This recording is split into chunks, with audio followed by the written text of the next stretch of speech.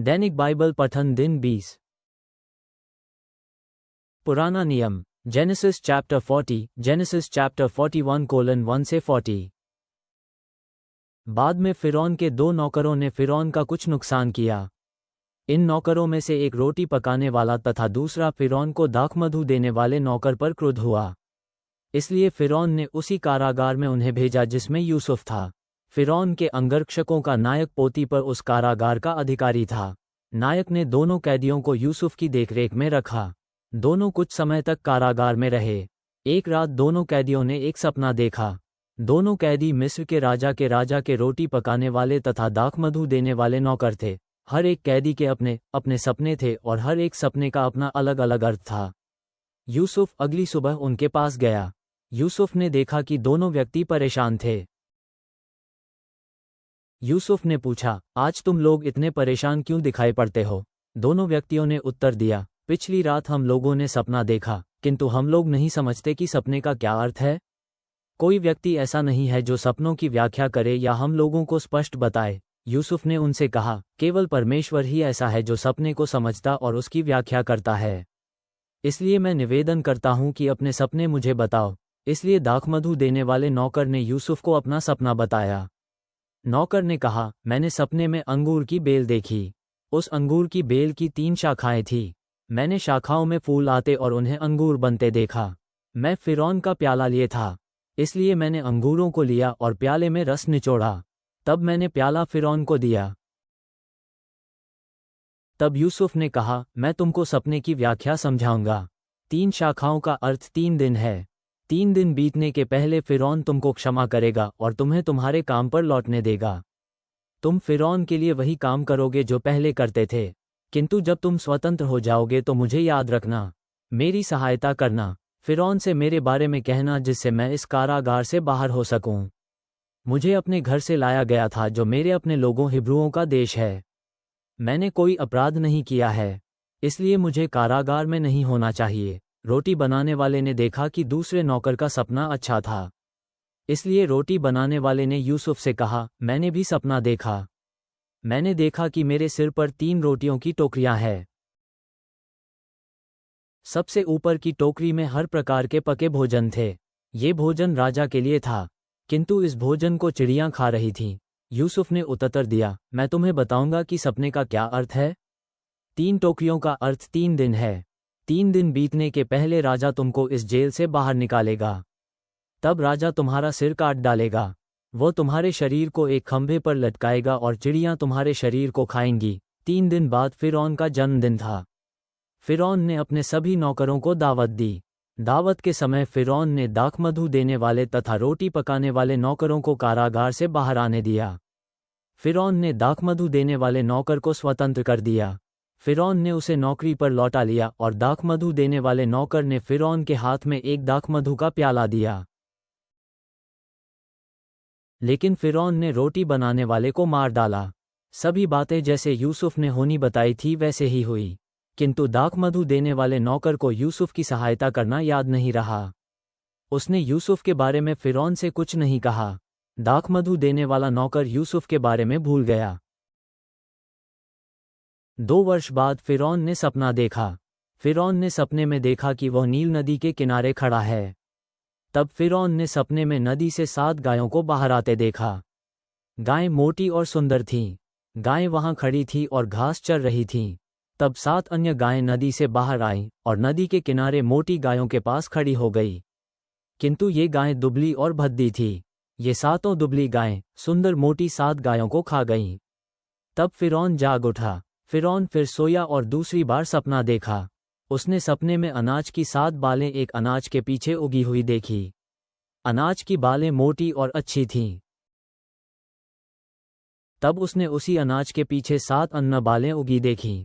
अनाज की ये बालें पतली और गर्म हवा से नष्ट हो गई थीं। तब 7 पतली बालों ने 7 मोटी और अच्छी वालों ने 7 मोटी और अच्छी वालों को खा लिया। फिरौन फिर जाग उठा और उसने समझा कि यह केवल सपना ही है। अगली सुबह फिरौन इन सपनों के बारे में परेशान था, इसलिए उसने मिस्र के सभी जादूगरों को और सभी गुणी लोगों को बुलाया।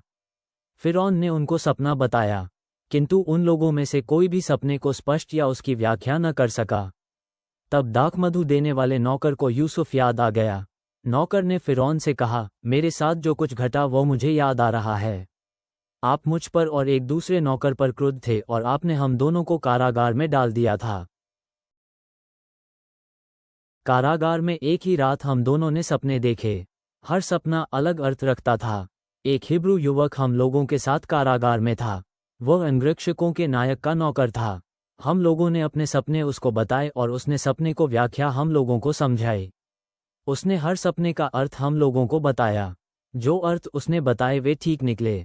उसने बताया कि मैं स्वतंत्र होऊंगा और अपनी पुरानी नौकरी फिर पाऊंगा, और यही हुआ। उसने कहा कि रोटी पकाने वाला मरेगा, और वही हुआ। इसलिए फिरौन ने यूसुफ को कारागार से बुलाया। रक्षक जल्दी से यूसुफ को कारागार से बाहर लाए। यूसुफ ने बाल कटाए और साफ कपड़े पहने। तब वह गया और फिरौन के सामने खड़ा हुआ। तब फिरौन ने यूसुफ से कहा, मैंने एक सपना देखा है, किंतु कोई ऐसा नहीं है जो सपने की व्याख्या मुझको समझा सके। मैंने सुना है कि जब कोई सपने के बारे में तुमसे कहता है तब तुम सपनों की व्याख्या और उन्हें स्पष्ट कर सकते हो। यूसुफ ने उत्तर दिया, मेरी अपनी बुद्धि नहीं है कि मैं सपनों को समझ सकूं, केवल परमेश्वर ही है जो ऐसी शक्ति रखता है, और फिरौन के लिए परमेश्वर ही यह करेगा। तब फिरौन ने कहा, अपने सपने में मैं नील नदी के किनारे खड़ा था। मैंने 7 गायों को नदी से बाहर आते देखा और घास चरते देखा। ये गायें मोटी और सुंदर थीं। तब मैंने अन्य 7 गायों को नदी से बाहर आते देखा।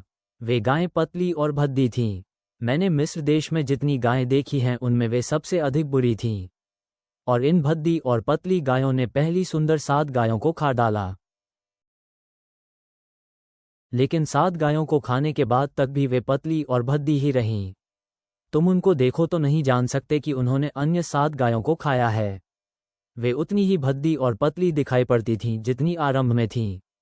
तब मैं जाग गया। तब मैंने अपने दूसरे सपने में अनाज को 7 बालें एक ही अनाज के पीछे उगी देखीं। वे अनाज की बालें भरी हुई, अच्छी और सुंदर थीं। तब उनके बाद 7 अन्य बालें उगीं, किंतु ये बालें पतली, भद्दी और गर्म हवा से नष्ट थीं। तब पतली बालों ने 7 अच्छी बालों को खा डाला। मैंने इस सपने को अपने लोगों को बताया जो जादूगर और गुणी हैं, किंतु किसी ने सपने की व्याख्या मुझको नहीं समझाई। इसका अर्थ क्या है? तब यूसुफ ने फिरौन से कहा, ये दोनों सपने एक ही अर्थ रखते हैं। परमेश्वर तुम्हें बता रहा है जो जल्दी ही होगा। 7 अच्छी गायें और 7 अच्छी अनाज की बालें 7 वर्ष हैं, दोनों सपने एक ही है। 7 दुबली और भद्दी गायें तथा 7 बुरी अनाज की बालें देश में भूखमरी के 7 वर्ष हैं। ये 7 वर्ष अच्छे 7 वर्षों के बाद आएंगे। परमेश्वर ने आपको ये दिखा दिया है कि जल्दी ही क्या होने वाला है। यह वैसा ही होगा जैसा मैंने कहा है।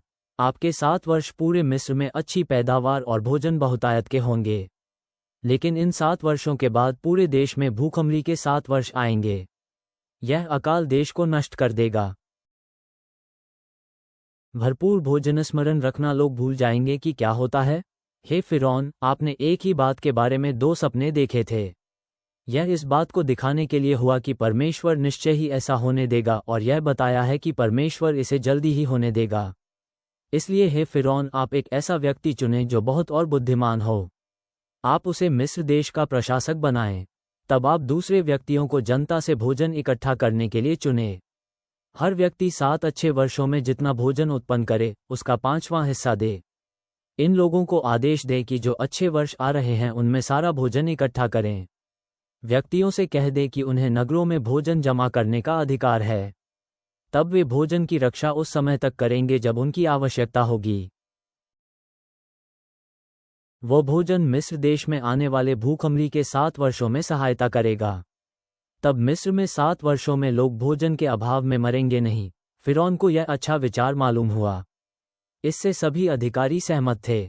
फिरौन ने अपने अधिकारियों से पूछा, क्या तुम लोगों में से कोई इस काम को करने के लिए यूसुफ से अच्छा व्यक्ति ढूंढ सकता है?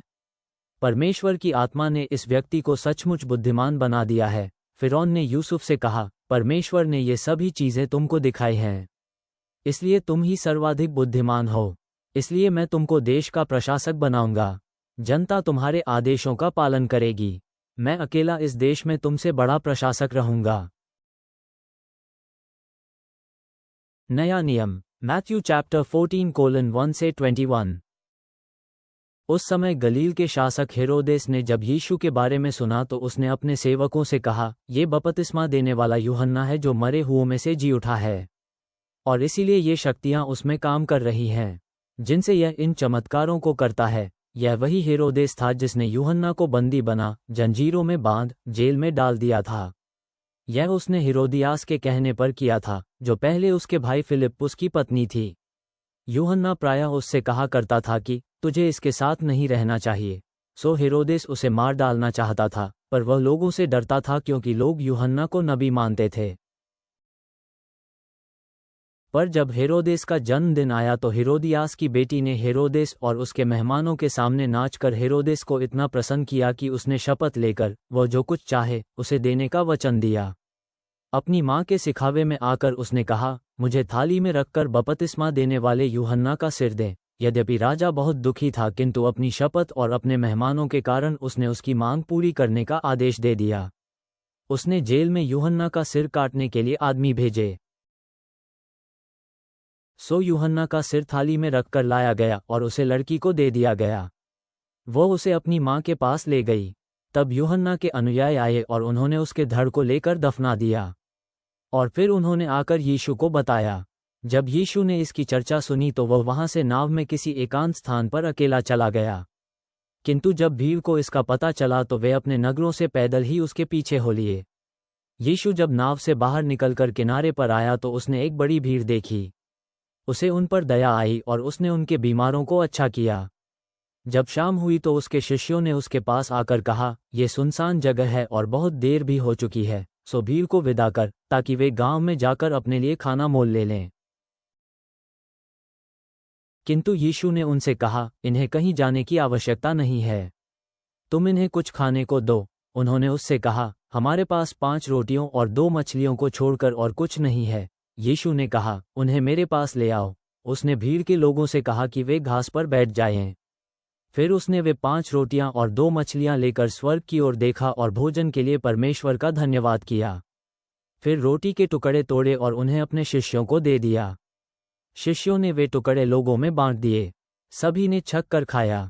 इसके बाद बचे हुए टुकड़ों से उसके शिष्यों ने 12 टोकरियां भरीं। स्त्रियों और बच्चों को छोड़कर वहां खाने वाले कोई 5000 पुरुष थे। नीतिवचन प्रोवर्ब्स चैप्टर 2:12 से 22। बुद्धि तुझे कुटिलों की राह से बचाएगी जो बुरी बात बोलते हैं। अंधेरी गलियों में आगे बढ़ जाने को वे सरल सीधी राहों को तजते रहते हैं। वे बुरे काम करने में सदा आनंद मनाते हैं, वे पापपूर्ण कर्मों में सदा मग्न रहते हैं। उन लोगों पर विश्वास नहीं कर सकते, वे झूठे हैं और छल करने वाले हैं। किंतु तेरी बुद्धि और समझ तुझे इन बातों से बचाएगी।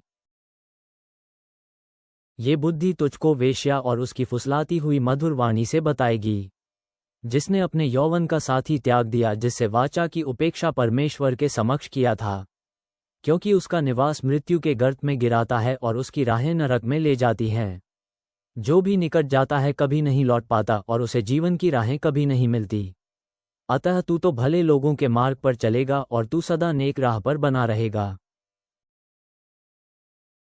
क्योंकि खरे लोग ही धरती पर बसे रहेंगे और जो विवेकपूर्ण है वे ही टिक पाएंगे। किंतु जो दुष्ट है वे तो उस देश से काट दिए जाएंगे।